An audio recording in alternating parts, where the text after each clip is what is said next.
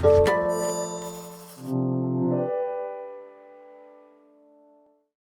following podcast is part of a certified educational activity. Access the entire activity and complete the post-test at peerview.com/GKC860. Downloadable slides and practice aids are also available. Hello, and welcome to our virtual symposium, The Rise of Novel Antibodies in Multiple Myeloma. During this event, we'll explore the evidence that has fueled the emergence of antibody therapy in myeloma, from CD38 to BCMA targeting agents, and share how we've integrated these agents into our own practice. I'm Dr. Sagar Lonial from the Winship Cancer Institute of Emory University, and I'm pleased to welcome my colleague from the MD Anderson Cancer Center, Dr. Robert Orlowski. So today's agenda is really focused on how I think and how I treat sessions. And we're going to talk about where we are with antibodies in myeloma, recent approvals to mechanism of action, CD38 experience in newly diagnosed and relapsed disease, BCMA antibody-drug conjugates from evidence to implications for practice, and what's next with antibodies in multiple myeloma. So let me start off with a little bit about what I think about the emergence of novel antibodies in myeloma. And as you all know, for a number of years in myeloma, we certainly did have advances in treatment, but for a disease that made too much antibody, we didn't really have an approved monoclonal antibody. And in 2015, 2016, that all changed with the approval of daratumumab and subsequently with esotuximab that then added antibody and novel targets to our armamentarium in the management of myeloma. And what we've seen in the intervening 5 to 6 years has been an explosion of combinations using these antibodies and combining with other agents. We've also recently seen the approvals of esotuximab, another CD38 antibody, as well as most recently the approval of belantamab mafodotin or bellamath targeting BCMA. So let's spend just a moment talking a little bit about mechanisms of action. Esotuximab, one of the early antibodies that we had on the scene, has a dual mechanism of action, and while ligating the SLAMF7 receptor on the surface of plasma cells doesn't really change much from a signaling perspective, it clearly activates NK cells and sets up a target for subsequent immune destruction of the malignant plasma cell. Now, the next antibody we had that came on the scene was daratumumab. And as you know, daratumumab targets CD38 and has a pretty significant multiple mechanisms of action, including ADC, CDC, and multiple immune effects as well. And these all alone or in combination with other drugs result in myeloma cell death. We subsequently had the approval of esotuximab, which is another antibody targeting a different epitope on CD38, which has very similar activities or spectrums of activity to what we see with daratumumab, but also does have some effects on complement-mediated cell death and does appear to have some impact on adenosine inhibition at the cell surface. And this may also have significant impacts on immune function and immune modulatory effects as well. And most recently, we've had the approval of the first targeted drug going after BCMA. This is belantamab mafodotin. We know that BCMA is a really important target in myeloma cells. It is probably one of the more selective targets in plasma cells because its expression is almost exclusively limited to mature plasma cells, both normal and malignant. And what belantamab mafodotin really brings to the game is the idea of an antibody with a chemotherapy binder, an antibody-drug conjugate, that then goes in and kills the cells through a different mechanism than we've seen in other BCMA-targeted approaches. So we now have an armamentarium of different approved monoclonal antibodies, and what we're going to spend the next hour really talking about is how do those different modalities work with our existing agents, and how do we begin to talk about their use in routine clinical practice. So to get us started talking about CD38, I'm going to turn over the discussion to my colleague, Dr. Orlowski. Well, thanks very much, Sagar, for the great introduction, and thanks for having me on this program. I'd like to also thank PeerView and our supporters. I'm going to start off with an overview on the clinical experience with anti-CD38 antibodies. Primary therapy in myeloma now has a number of combinations where anti-CD38s can be considered. When we talk about transplant-eligible patients, the current standards of care are probably still VRD, or bortezomib, lenalidomide, and dexamethasone, which has Category 1 level recommendations from the NCCN.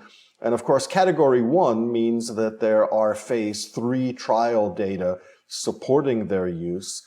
And CyBorD is another option. Older Category 1 combinations that can be considered include bortezomib with thalidomide and dexamethasone. And one of the nice things about the VTD combination is that we have data of a quadruplet where daratumumab was added to VTD and did show an improvement in outcomes for patients with newly diagnosed myeloma. In the non-transplant setting, the current Category 1 recommendations would also include VRD. Often the doses are reduced because these tend to be patients that are a little bit older or in some cases more frail, and you can use something that is referred to as VRD light, often with less intensive dosing of bortezomib and lower dosing of lenalidomide. Another Category 1 recommendation is daratumumab with lenalidomide and dexamethasone, which is based on the phase 3 MAIA trial. And for maybe, again, even within this subgroup, there can be patients that maybe won't tolerate 3 drugs, and then doing something like len and low-dose dex would still be reasonable. As is the case for transplant-eligible patients where we had one 4-drug combination, we also have a 4-drug combination here that we can use, which is bortezomib with melphalan and prednisone, or VMP, to which daratumumab has been added.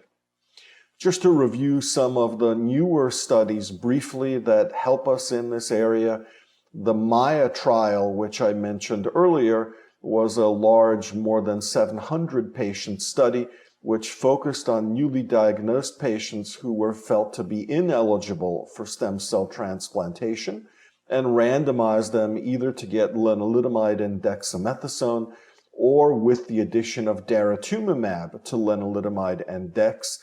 And stratifications were based on the International Staging System stage, the region, and also the age of the patient. And progression-free survival was the primary endpoint, with response quality, MRD negativity, and overall survival, as well as, of course, safety as other endpoints. On the current slide, you can see the progression-free survival, and very early on, you have a separation between the dara-len-dex curve and the len-dex curve, with the latter being in yellow, and you can see a substantial improvement in the hazard ratio, and almost 40% improvement, actually a little bit more than 40%. And as of the time of the original report, the median progression-free survival for the triplet had not yet been reached, whereas it was about 2.5 years for just the len-dex alone. I mentioned that there is a 4-drug combination for transplant-ineligible patients, which does include melphalan. That, of course, is not very popular in America, but it is a consideration, and that's especially based on this trial, which was called Alcion, and randomized patients to 9 cycles of VMP, or with the addition of daratumumab. And then for the dara arm, those patients followed with daratumumab as a continuation of therapy after the initial 9 cycles were given. Again, this is an almost a little bit over 700 patient study, and there were patients involved that had ECOG performance status 0, 1, or 2, and the creatinine clearance endpoints were fairly liberal. And once again, progression-free survival was the primary endpoint. Looking at the curves, you can look at overall survival in this particular slide, which shows you once again that the quadruplet with the addition of dara does improve overall survival. And of course, progression-free survival was better as well.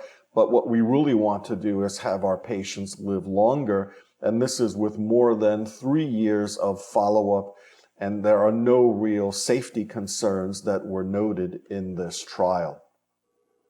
Going now to transplant-eligible patients, the one quadruplet that we have Category 1 level data for is the DVTD regimen, and this is based on the Cassiopeia trial, which was run predominantly in Europe, and again, an over 1,000 patient study. This time, you can see from the curves that the DVTD regimen with addition of dara had a much better progression-free survival, a 53% reduction in the risk of progression or death with the addition of dara, and median overall survival had not been reached as of the time of the initial report. So really nice data showing you that a quadruplet can be effective in transplant-eligible patients. Of course, in the United States, rather than VTD, we would probably want to use VRD, or bortezomib, len, and dex as the standard. There is a phase 3 trial looking at VRD plus minus dara, but we also do have phase 2 trial data from the so-called Griffin study, which was led by Pete Voorhees, and this was RVD versus dara RVD. Both groups could then go on to stem cell transplantation, and then there was maintenance therapy afterwards, which was with lenalidomide for the group that got VRD up front, and with dara and lenalidomide for the group that got the DVRD regimen up front. Here you can see a bar graph that shows you the responses for DVRD as well as VRD at different points in the treatment schema. The first graphs show you what happened after induction, and just the induction alone gave a higher complete response rate and also a higher very good partial response rate. Sometimes when you add stem cell transplant, in other trials, the transplant kind of equalizes the arms, but here that did not happen, and the people that got DVRD followed by transplant continued to have a better VGPR rate or higher and a better CR rate or higher than VRD and transplant. And you can see also at the end of consolidation, as well as at the available data in terms of maintenance, it seems like the 4-drug regimen with addition of dara is really superior. And you can see complete response rates in the 60% plus rate. Those of us who've been in the myeloma field for a few years remember a time when induction therapy used to have a 60% overall response rate. Most of those were partial remissions. So it really is exciting to have virtually a 100% overall response rate and about 2/3 of patients achieving a complete remission, because we know from a number of studies that CR typically translates into a longer progression-free survival as well as a longer overall survival. Moving now to the relapsed refractory setting, where CD38s continue to have an important role. There are a number of combinations that you can use, which is really helpful. Among the Category 1 recommendations include dara with bortezomib and dexamethasone, dara with lenalidomide and dexamethasone, and esotuximab with lenalidomide and dexamethasone. And other combinations that you can use include esotuximab, which is the newest anti-CD38, and you heard from Saga earlier that it binds a different epitope of CD38, and that can be given with POM and DEX. You can give dara as a single agent if you have somebody who maybe is frail, and you can also give dara with POM-DEX. We recently got approval for daratumumab with carfilzomib and DEX, and you can also give ELO with POM-DEX as well as ELO with bortezomib and DEX. And I think the fact that you can give it in different combinations with any of these antibodies highlights their flexibility, and it gives you more options, because if you have a patient, for example, progressing on lenalidomide maintenance, You can then go either with a POM, a Bortez, or a carfilzomib-based triplet so that you introduce as many new drugs as possible. In terms of intravenous therapy, we have a number of studies that looked at dara in the Pollux trial as well as in the Castor trial, and the safety profile of this drug is now well established. The most common grade 3 or 4 adverse events were neutropenia, thrombocytopenia, and anemia with len-dex as well as with bortezomib and dex. And you can have infusion reactions in about 45 to 50% of patients, although they typically are low grade, grade 1 or 2. They typically only occur with the first infusion, and later on they tend not to recur, and you can usually give the daratumumab more quickly, and even as quickly as 90 minutes by the third dose. The other exciting option that you have now, especially considering the challenges we all face with COVID, is to give dara in a subcutaneous formulation. And this is based on the phase 3 Columbus study, which looked at IV versus subQ dara head-to-head in relapsed refractory multiple myeloma. And you can see from the bar graphs that the overall response rate, if anything, was a little bit better with the subcutaneous version, and the safety profile was equivalent to better with fewer infusion reactions. And you now have the availability of the subQ dara to be given as a fixed dose, and the tolerability, again, is quite good. Although this study did not look at combinations of dara with some of the other chemotherapies, there's no reason to think that it would not combine well given subcutaneously with all of the previous regimens where it was used intravenously. So we've been switching everybody over to subQ dara at MD Anderson. I did note earlier that we just got approval for the carfilzomib dex and dara combination, and that was based on the data shown here, which are from the so-called Candor study, which looked at carfilzomib and dex as the standard, and dara with carfilzomib and dex as the experimental arm. And you can see in the darker curve that the triplet does substantially better in terms of the progression-free survival, and also there is little to no added toxicity. In terms of other anti-CD38 antibodies, the first one that we got approval for and is now available to you is called esotuximab, and this was combined in the registration study with pomalidomide and dexamethasone in relapsed refractory myeloma. You can see this was a large study with enrollment to either PomDex or esotuximab with PomDex, with PFS as the primary endpoint. And from the curves, you can see a nice separation very early on and an almost doubling in the progression-free survival with the addition of ESA, with PFS going from about 6.5 months to 11.5 months. And the overall response rate for the triplet was 60% versus 35% for the doublet. And quality of responses were even more improved with an almost quadrupling of the VGPR rate or better. And probably many of those patients had a complete remission as well, although sometimes the antibodies can interfere with identification of a CR because you can still detect the monoclonal therapeutic antibody by immunofixation. In terms of treatment emergent events, you can see here that there isn't that much added toxicity with the addition of esotuximab. You can have a higher risk for upper respiratory tract infections, which is really true for all of the antibodies, and that includes pneumonia. So you do want to keep a watch on these folks, but otherwise most of the other toxicities were fairly well balanced across the arms. These are my take-home messages for CD38 antibodies, and really these apply both to newly diagnosed myeloma as well as relapsed refractory myeloma.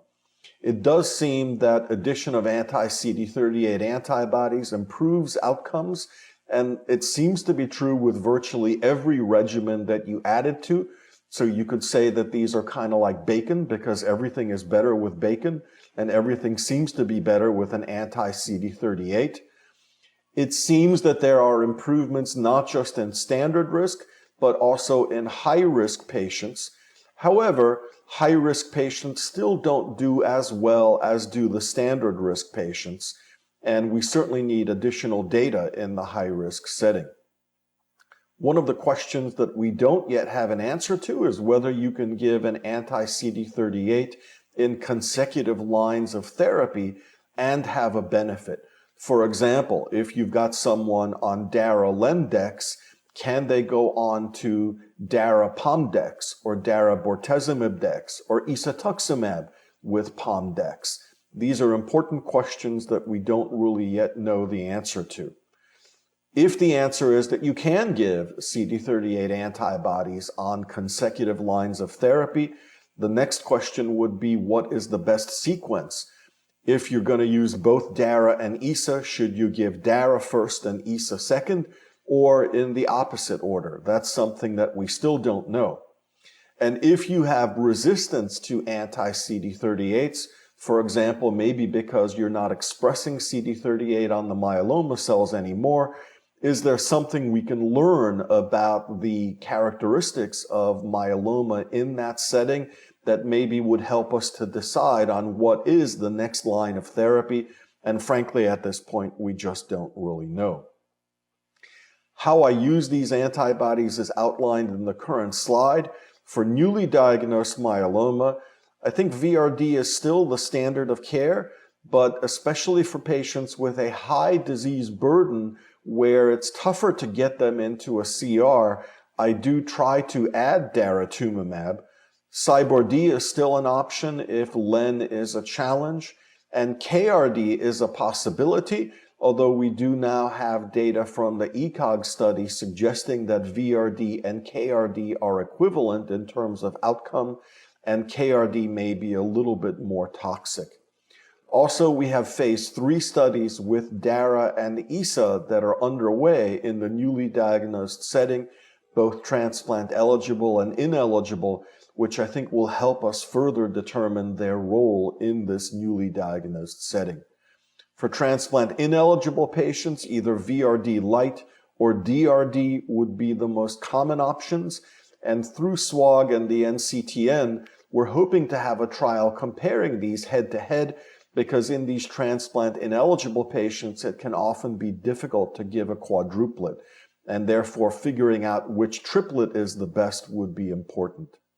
And then finally, in the relapsed refractory setting, DARA-based triplets as well as ESA with PomDex are the standards of care. You can repeat DARA if the patient previously had DARA as part of induction, but then did not continue DARA in maintenance. But as we mentioned earlier, we don't know if you can use DARA in consecutive lines, and the benefit of ESA after prior DARA needs to be studied. I think this is a place where anti-BCMA therapies will be very important, and certainly I'm sure that Dr. Loniel will go into this in his portion of the presentation, and I will therefore turn it back to him at this point. Thanks, Bob. That was a great discussion of how antibodies have fit into the treatment paradigm, both in newly diagnosed and relapsed myeloma. As you mentioned, you did show some very nice, compelling data for a quad in newly diagnosed myeloma. And then in your How I Treat, you were mentioning that there were a certain subset of folks that you consider DARA-RVD, for instance, on. Can you give us a little bit more detail on that? And then I'll talk through a little bit about how we think through that at our center as well. Yeah, that's a great question, and certainly the phase 3 trial that is ongoing will help inform the use of that quadruplet where we'll have a larger sample size. For me, what I do now is if somebody has a high disease burden, because those are people that are more difficult to get into complete remission, I do consider giving DARA as part of a quadruplet in that setting. And I think the other group where I try to do this is if patients have high risk features, and here we're talking about deletion 17p or 414 or 1q21 amplification with 4 copies or more of 1q21. The rationale there is that while those patients with dara still don't do as well as patients that have standard risk disease, the available data from the phase 3 studies, as well as a meta-analysis that was presented at ASCO, do suggest that the high-risk patients have an improved outcome, and anything we can do to improve the outcomes in those patients is definitely something that I think we should avail ourselves of, especially if the added toxicity is relatively modest. What do you think about that, Sagar? Is that something that you do at Emory? Yeah, so we locked all the myeloma docs in a room and said nobody could leave until we had consensus. It was a little bloody on the walls, but by the end, our consensus really focused more around the use of the quads for standard risk and the use of KRD for the high risk. And I think while that meta-analysis that you refer to is certainly an interesting analysis, one of the discussion points that came up in our group was that both for Maya, Alcion, and for Cassiopeia, actually all three, the first data cut did not show a benefit for high-risk patients. It was only with subsequent follow-up. And what I worry about is that the truly high-risk patients fell out in that first data cut and they didn't get benefit. And it was those sort of in-between high-risk people that may numerically fit it by genetics, but don't really biologically fit it in terms of the way they behave. And so we're reserving judgment on those for now. But I think you make a very reasonable point. And I think in fairness, 2 of those trials were in transplant ineligible patients. Yep. I do think that I would hesitate a little bit to give the quad to a high-risk transplant ineligible patient because of that. Yep. But if your goal is to induce somebody with, let's say, 4 cycles roughly of therapy and then go to transplant, the greater the cytoreduction that you can get without beating them up too badly, the greater is the benefit. So that would be the thought process from our end on that point. I would tell you that if we locked our myeloma docs up in a room and told them that we couldn't leave, I'm not sure we'd actually ever be able to get out. So let me talk to you a little bit about that frail patient population. So in your algorithm, you mentioned VRD light or DRD. How do you think that through on an individual patient basis, or is it about patient preference? How do you go through that exercise? We have a longer experience with high-risk disease and proteasome inhibitors so far than we do with anti-CD38s. So one way that I think about that is if you have a more older, frail patient, but they're molecularly high risk and you think that they can do well with a triplet, I would probably prefer VRD over DRD. I think the other question, of course, and maybe I'll throw this one to you, is considering the current COVID situation, how has that impacted your recommendations in this setting? Have you gone to an all-oral combination, for example, or do you stick with some kind of parenteral therapy? Yeah, no, I think that's a really, that's an important discussion because there are lots of recommendations that are out there from many different myeloma groups that early on had suggested everybody should be switched to all oral regimens and reduce exposure. And our group's take on that has been that the cyclophosphamide-based regimens, which is what many people were switching to, are so clearly inferior to the IMiD-PI approach across the board that we didn't want to sacrifice clinical benefit simply to reduce exposure or visits to the clinic. So we didn't make that all-oral switch. The biggest switch for us really focused around reducing dexamethasone doses to try and prevent or reduce the risk of getting a significant COVID infection. We now know that if you do have significant infection, dex may have a benefit, but I don't think that those two concepts are different from each other. I think it's a way to try and reduce immunosuppression by dropping the dex dose a little bit. We still continued on with our dara. We may have reduced the frequency to once a month as opposed to going twice a week or weekly for the extended duration. But we did continue to give people IV or sub-Q therapy because I think the best thing you can do for a patient is treat them to the best ability you have and not reduce intensity. Was that your all's approach? I know you and I are both sort of in the midst of it right now. Yeah, I agree. And I think definitely you have to take your local microenvironment into account, because if you're in a place where there isn't a lot of COVID, then continuing to bring people in for parenteral therapy is reasonable. Whereas unfortunately, as you alluded to, in Georgia and Texas, where the numbers are higher than in other parts of the country, it becomes a more important consideration. Fortunately, so far, there hasn't been much nosocomial transmission in our setting. I think one option could be that you could give, for example, ixazomib, len, and dex as an all-oral regimen, would still have a PI and an IMID. I would probably consider that for people with low volume disease that is not terribly symptomatic. So these are people that don't have 90% involvement with plasma cells, don't have hypercalcemia or renal dysfunction. These are people with 20% plasma cells and a small lytic lesion. But people with higher disease burden and especially high risk, I totally agree with you that the number one goal is to try to reduce their disease down as much as possible, because their risk of a myeloma-related complication is probably much higher than of retracting COVID and having a complication from that. Yeah, yeah. All right, I've got two other quick questions for you here, and then we'll move on. So the first is about an area where I think we both are in agreement, but I think there's different perceptions globally and in the community about this. So patients that are progressing on len maintenance, in my mind, using any of those 5 randomized trials that use len-dex as the control arm is not really a palatable option. I'm going to want to switch to a different IMID or a PI in addition to something else, usually an antibody. But I see that sort of, well, let's do KRD or let's do something else. And I'm curious what your take on that is.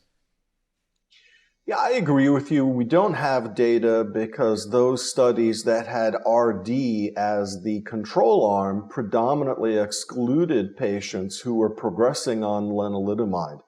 And really, there's no reason not to bring in something like POM or bortezomib or carfilzomib, given the number of options that are out there. I guess if you find somebody that is intolerant of PIs and has a problem with POM for some reason, then upping the dose of len and adding an antibody would be reasonable. But it's not the way I would go, especially for people that have symptomatic or rapid progression. Right. Yeah, no, I agree. And I think, again, we have so many different approaches. I think going to something different makes perfect sense. So the last one I'm going to touch on is infections. And this has been raised by a number of our colleagues, where we are seeing perhaps more than we appreciated early on in the DARA experience, infections across the board, particularly in patients on prolonged monoclonal antibody therapy. So are there approaches you take either in prophylaxis or levels of IVIG replacement, or how do you approach that prevention approach for patients to try and reduce that risk? I think one way to approach it is what you mentioned earlier, which is to try to reduce dexamethasone dosing and therefore hopefully reduce the immunosuppression, especially in the older patient population, where I think the risk and the morbidity and potentially mortality of these infections are greater. You did mention IVIG replacement, and definitely if somebody is hypogammaglobulin and they've had several infections, then adding gammaglobulin can be very helpful. There are older studies that show that this approach reduces risk of major infections. And I'll put in a shameless plug. We actually just had a paper accepted and is now EPUB'd in Frontiers in Immunology, where we show preclinically that gammaglobulin has a direct anti-proliferative and pro-apoptotic effect against myeloma, both in cell lines and in animal models. So there is the small possibility that in addition to reducing the risk of infection, gammaglobulin may actually benefit in terms of myeloma. Interesting. Yeah, I mean, I think, we do something similar, and certainly for patients that are on significant doses of weekly dexamethasone, Bactrim prophylaxis is something that I think we continue to do, and that might reduce the risk of infectious complications from a bacterial perspective as well. So I think it's just something we need to be more cognizant of and pay more attention to. Okay, and I'm going to switch gears now a little bit and talk about integrating BCMA targeting ADCs into clinical practice. And I think this has particular relevance because we know that this was approved very recently for patients with refractory myeloma. So let's talk through some of the data that really speaks to what led to the FDA approval of bellamath.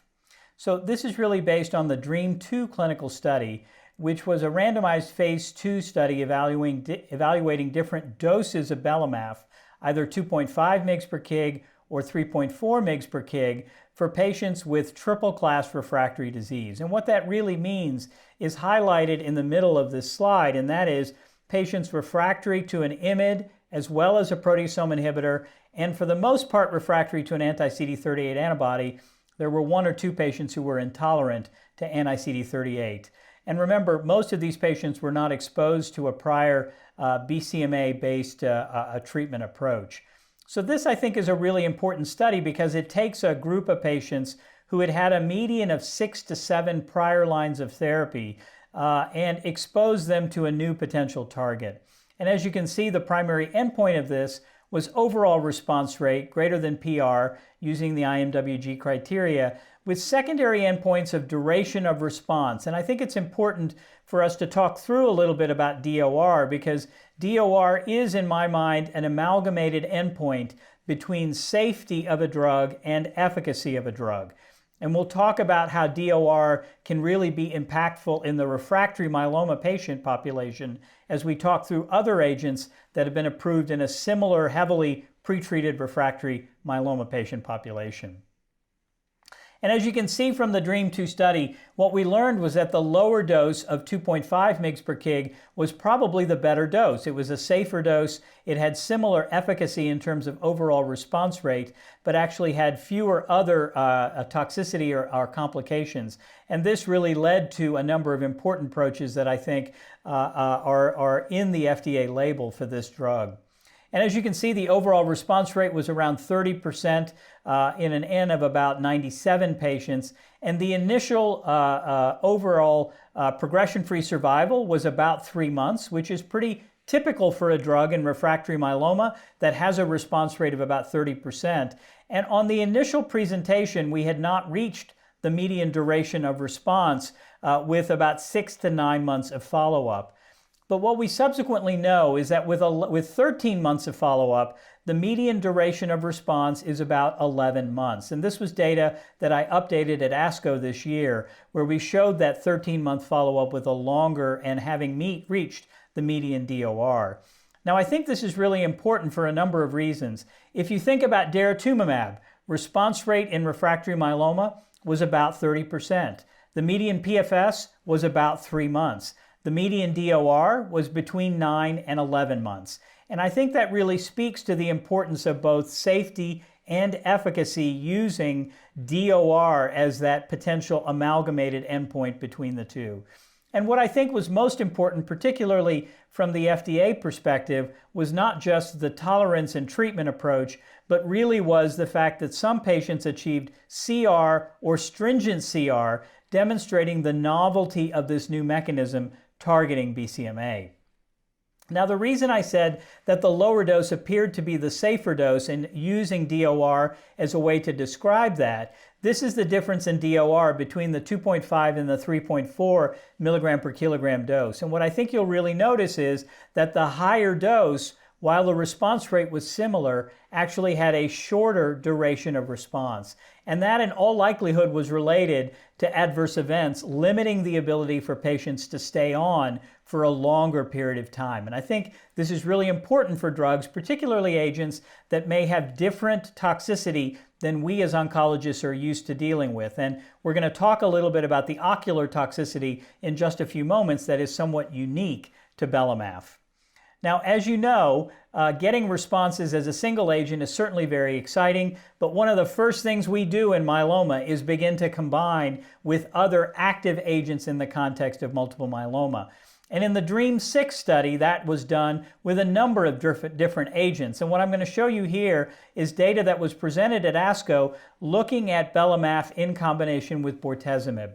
And what I think you'll see again overall is that the response rate was quite high, particularly in patients that had refractoriness to bortezomib, and that in fact this could be delivered safely with the adverse event profile that I'm demonstrating here, where again you did see some of that keratopathy or the cysts that are seen within the corneas as the most common adverse events, and a rare incidence of infusion-related reactions overall. Again, there were no grade 5 events, and again, the only ones that were of significance really were related to the corneal adverse events. So let's talk through that in a little bit more detail, because I think that this is something that most of us as myeloma docs are not used to seeing or dealing with, and I think there is a little bit of a learning curve. So the first thing to understand about the keratopathy in bellamath-treated patients is that in order to give bellamath, you have to partner with an ophthalmologist. I think that that's really important because they need to see the ophthalmologist before each dose of bellamath to really evaluate that cyst formation within the cornea. And the reason that's important is if the cysts become too concerning or significant, you will ultimately hold the dose or reduce the dose of bellamath in order to reduce that potential ocular complication. Now that question always is associated with, well, what happens if I hold the dose of bellamath? What's going to happen to the disease response? And what we know from the DREAM-2 study is that about 80% of patients that either had dose holding or dose reductions actually maintained or deepened their response. It was actually a minority of patients that had progression during that period of time when the dose had to be held or reduced. And that tells us that this novel mechanism of action can be quite effective even when we have to hold the drug, and that holding the drug is okay if you're doing it to try and minimize the risk of ocular toxicity. Now this graphic, I think, is a really important way to try and put all of the data we have around keratopathy into some level of perspective. And in the largest circle here, what you see is all patients that received that dose of 2.5 mg per kg. You'll see here that 70% of patients had some form of keratopathy at all, but only 58% of patients actually had symptoms. And what that really means is the most common symptoms that occurred was dry eyes or itchy eyes without necessarily having a change in visual acuity. And in fact, if you look down at the bottom here, you'll see that only about 18% of patients actually had changes in visual acuity. And while the average time for resolution of keratopathy was somewhere on the order of 70 days, because that keratopathy, that ophthalmologic finding, takes longer to resolve, the visual acuity average time to recover was 22 days.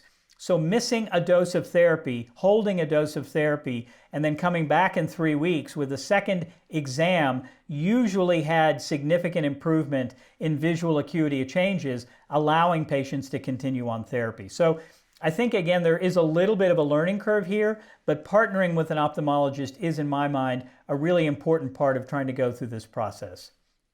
So at least my take-homes on BCMA antibody drug therapy really demonstrates that there is clear efficacy in the setting of refractory myeloma, on par with every other drug we've had approved in the context of refractory myeloma, with a safe DOR, but a unique toxicity that is one that we all need to get comfortable and used to dealing with. Again, dose holding or delay in conjunction with ophthalmology support is really important for trying to maximize the duration of benefit. And this approach is a real off-the-shelf approach that you can use when you don't have other real treatment options available. So I think it is an exciting potential treatment approach, and one that we're very looking forward to using in our current practice. So when we think about BCMA antibody drug conjugates in pretreated myeloma, in my mind, who's the perfect candidate? Well, it's a patient who has triple-class refractory disease. If you're resistant to an IMiD, PI, and CD38 antibody, then I think using a new target like bellamath is certainly a reasonable thing to do.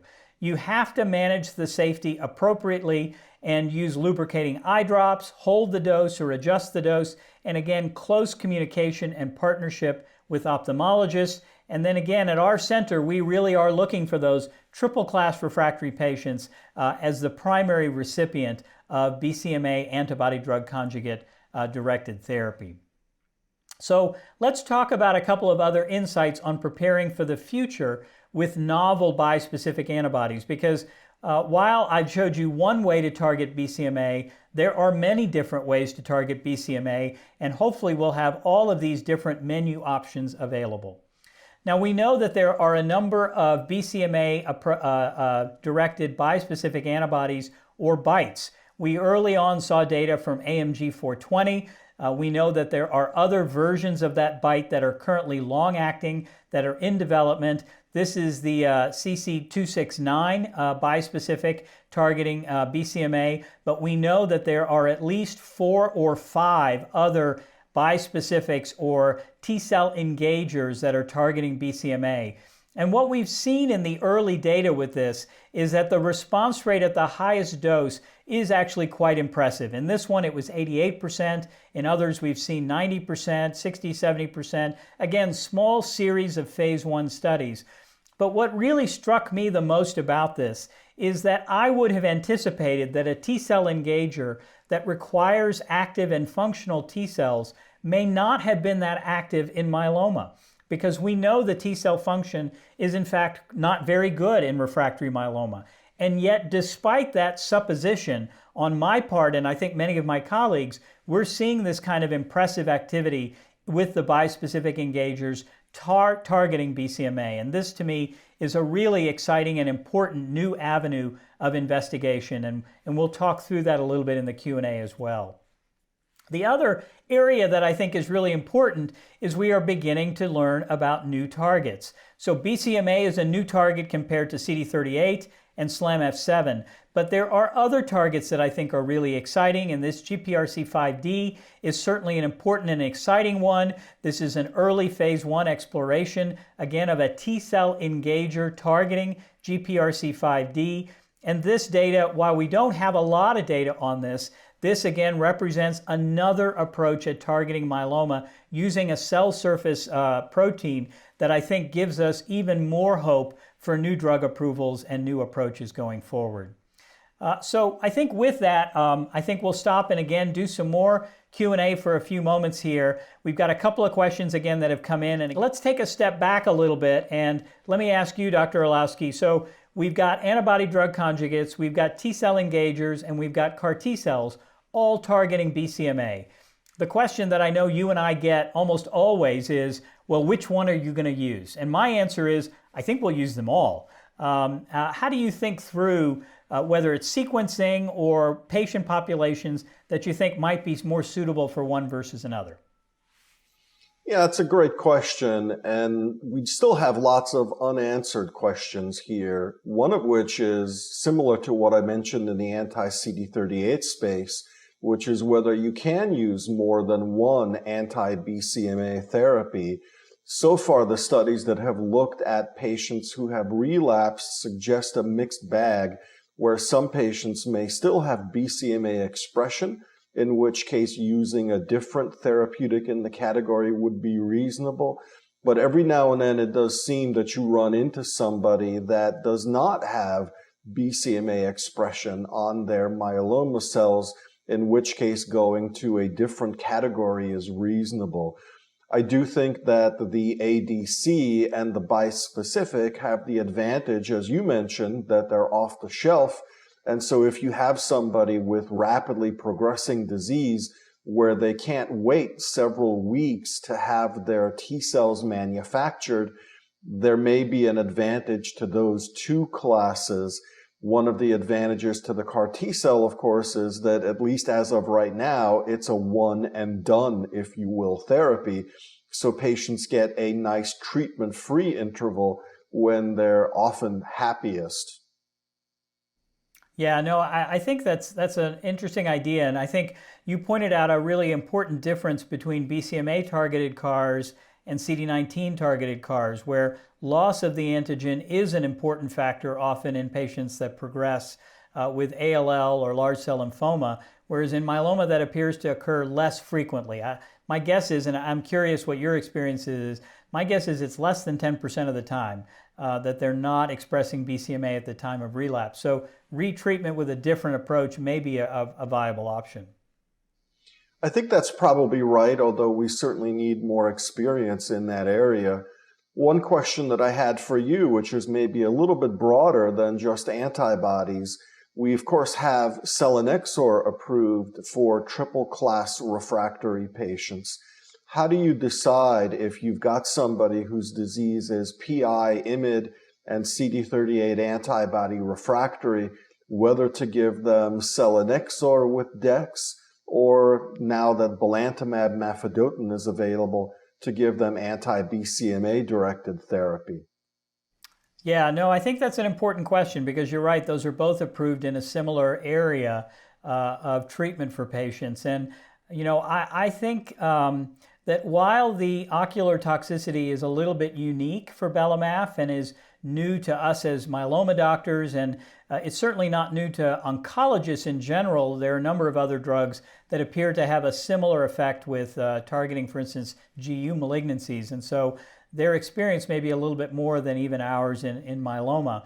I will tell you, I tend to err on the side of using bellamath early in those patients because it's a once every 3-week treatment, doesn't have a lot of, short of the ocular issues, it is pretty well tolerated in that refractory myeloma patient population. There are some cytopenias, thrombocytopenia, neutropenia, but dealing with refractory myeloma patients, I think we're all fairly comfortable managing those side effects. And overall, it probably does require less visits to the office than celanex or dex does, where oftentimes you need aggressive antiemetics and fluids as well. I'm curious what your approach is. I think what you've described is reasonable. There are some emerging data about selinexor, particularly in combination with bortezomib, showing nice activity in high-risk patients. And although the BCMA-targeted therapies may work there as well, we just don't have as much data. So I think for people where you think both classes will ultimately be used, I would suggest maybe that doing selinexor first in high-risk patients would be reasonable, but that's just a guess at this point, and we'd have to do additional studies to know for sure. Yeah. And tell me your thoughts about new antibody targets, because we've talked a lot about bellamath and how to manage it. We've talked about BiTEs and bispecifics and CARs. The GPRC5D, FCRH5. I think there's a number of different targets that I think are really exciting, and your lab, I know, has worked on this for a while as well. What do you think's coming down the pike? Well, I agree with you that the next sort of frontier, if you will be for patients who have disease that no longer responds to BCMA-targeted therapies, and definitely other mechanisms, other targets will be important, and GPRC5D looks very good because of its restricted expression. I guess the concern is whether patients who've had, for example, a bispecific, how much of the resistance to a BCMA-targeted bispecific will be because of T-cell exhaustion, at which point you may not be able to benefit from a GPRC5D bispecific as much. If all of the resistance is just loss of cell surface expression of the target, then coming in with a different target is reasonable. Yeah, no, I think that's a really important question because we've not really talked about ways to augment T-cell health in myeloma, which I know is being explored in large cell lymphoma and ALL as a way to enhance the T-cell function prior to collection for CAR-T, for instance. But could those same strategies be effective, whether it's something as simple as ibrutinib-based therapy along with a bispecific to try and increase T-cell health? No, I don't think anybody knows the answer, so everybody's right. Or everybody's wrong. Or everybody's wrong. All right. Well, thank you again, Dr. Orlowski. I think that was a really great discussion, and I think you're getting a flavor for how much of an impact antibodies across the board have really had on treatment at all levels, whether it's a newly diagnosed, an early relapse, or even a late relapsed patient. And that's what I think has really led to that tripling of overall survival of myeloma patients in the last decade, the ability to continue to push the field forward using some of these novel targets. So again, thank you, Dr. Orlowski, for that discussion. This activity is jointly provided by Medical Learning Institute Incorporated and PVI, Peerview Institute for Medical Education. Thank you for listening. Download materials and complete the post-test for instant credit at peerview.com/GKC860.